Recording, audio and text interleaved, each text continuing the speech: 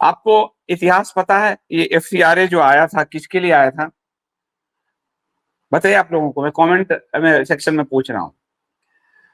ये जो FCRA bill लाई थी 1976 में इंदिरा गांधी, वो इन संघियों के विदेशी फंड को रोकने के लिए लाई थी। उससे पहले 1967 के चुनाव में जनसंघ अमेरिका की सीआईए से 1 करोड़ रुपए पा चुका था, जनसंघ और स्वतंत्र पार्टी। ठीक है। उसके बाद जब जेपी का मूवमेंट शुरू हुआ, उस मूवमेंट में जो एक ब्रेन था संघ की तरफ से, वो नानाजी देशमुख थे। नानाजी देशमुख के जो एनजीओ थे 3-4, उन एनजीओ में बड़े पैमाने पर विदेशी फंड आया था। और संघ का जो सरस्वती शिशु मंदिर का मॉडल है, उसमें विदेशी फंड आया था। वो फंड जेपी मूवमेंट में लग रहा था। इसीलिए आनंद फानंद में इंदिरा ने इस एफसीआरए को लागू किया था। तो इतिहास आपको जानना जरूरी है। और फिर इस एफसीआरए को मजबूत बनाया 2010 में मनमोहन सिंह ने। और उसके बाद मोदी सरकार ने चुपके से चोर दरवाजे से एक रास्ता खोला 2016 में, और फिर एक अमेंडमेंट लाए 2018 में। और 16 और 18 के अमेंडमेंट से पॉलिटिकल पार्टी में विदेशी फंडिंग अलाउ हो गया इनका। 1976 से जो अब तक पॉलिटिकल पार्टी में विदेशी फंडिंग है, जो मनमोहन सिंह मत नहीं कर सके, और जो भी एनजीओ पॉलिटिकल एक्टिविटीज में होता था उस पर प्रतिबंध लगता था। लेकिन मोदी सरकार पहली सरकार है जो भारत के पॉलिटिकल पार्टी में विदेशी फंडिंग को अलाउ की, इसलिए इनकी मंशा संदेह के घेरे में है। और उसके बाद पीएम केयर फंड को तो एफसीआरए आदि से भी ऊपर बनाकर, आरटीआई से भी ऊपर निकालकर, और वो फिर इसमें जमकर विदेशी फंडिंग लिया, और उसका तो ऑडिट भी नहीं होता है। इसलिए इस सरकार के मंशा पे सवाल उठ रहे हैं। लेकिन सरकार जो लेकर आई है, अगर आप उसको पढ़ेंगे तो आपको बहुत अच्छा लगेगा, बेहतरीन लगेगा। आलोचना भी मैं करूंगा और बड़ाई भी करूंगा आपको। तो सरकार जो लेकर आई है, इसमें 3 चीजें खास हैं। आप देखेंगे, संस्थाओं को अपना काम और अपना इलाका साफ बताना होगा। यानी पहले क्या है कि जैसे मैं एक एनजीओ हूं, दिल्ली में रजिस्टर्ड हूं, और दिल्ली में रजिस्टर्ड हूं और मैं पैसा लेता हूं, लेकिन मैं ये अपना काम बिहार में भी कर रहा हूं, झारखंड में भी कर रहा हूं, हरियाणा में भी कर रहा हूं। अब वो नहीं चलेगा इस अमेंडमेंट के बाद। इस अमेंडमेंट में ये कहा गया है कि विदेशी पैसा किस काम के लिए आप ले रहे हैं। जैसे आपने कहा कि हम हेल्थ के लिए ले रहे हैं, तो आप हेल्थ में ही दिल्ली में रजिस्टर्ड है तो दिल्ली के हेल्थ में खर्च करेंगे, ये नहीं कि आप झारखंड में करेंगे। और हेल्थ पर है, लेकिन अगर आप मान लिया अभी आसाम में बाढ़ आ गया, पर इस फंड का आप कोई उपयोग नहीं कर पाएंगे, आसाम के बाढ़ के पीड़ितों की कोई मदद नहीं कर पाएंगे। क्यों? क्योंकि आपको हेल्थ पर दिल्ली में ही इसको खर्च करना है। तो ये एक लिमिटेशन सरकार इस अमेंडमेंट पर लगाने जा रही है, और इस पर रजिस्ट्रेशन सर्टिफिकेट पर लिखा जाएगा, और साफ साफ कैटेगरी लिखी जाएगी। सामाजिक कैटेगरी है, धार्मिक कैटेगरी है। और ये जो है, आप अगर देखें तो ये जून 26 से ये नियम लागू है। अब इस अमेंडमेंट से इसको 6 महीने का अवसर होता है, समय मिलता है, तो उसको सरकार इसमें सुधार करना चाहती है, पर ये लागू कर चुकी है।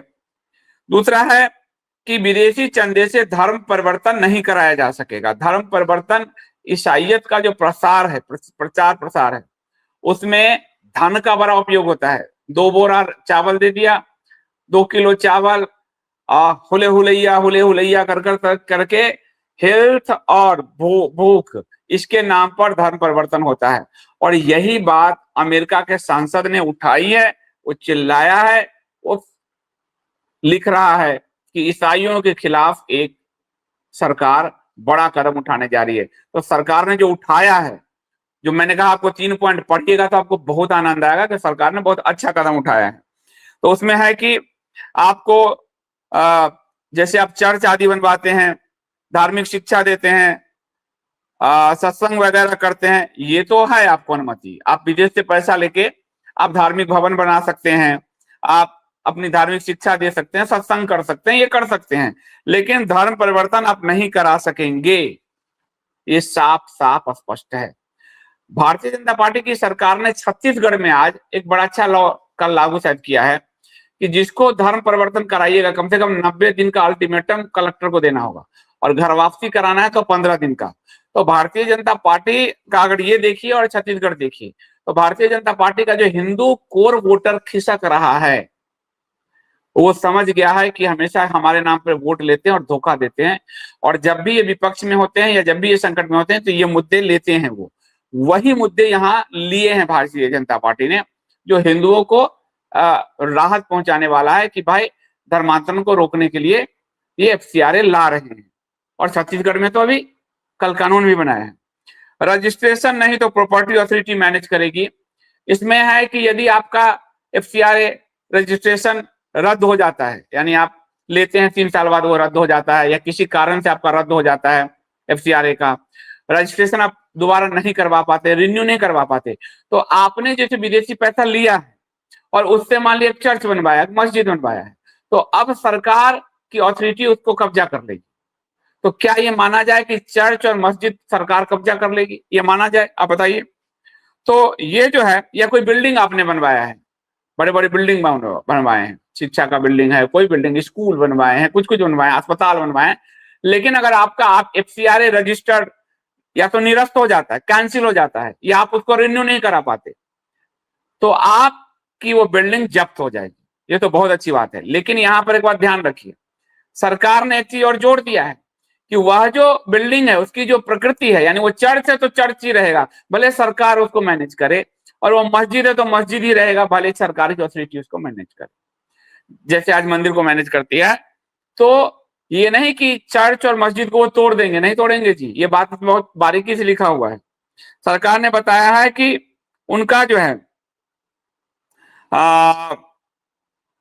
वो धार्मिक, उसका जो स्वरूप है बिल्डिंग का, वो बनाए रखा जाएगा, वो रद्द नहीं होगा। मतलब चर्च है तो चर्च रहेगा, और अथॉरिटी जो सरकार एक अथॉरिटी बनाएगी वो इसको मैनेज करेगी। तो ये 3 चीज है, और इन 3 चीज पे जो है एनजीओ बहुत बिलबिलाए हुए हैं, खासकर लेफ्ट और विदेशी फंडित जो एनजीओ हैं वो बहुत बिलबिलाए हुए हैं।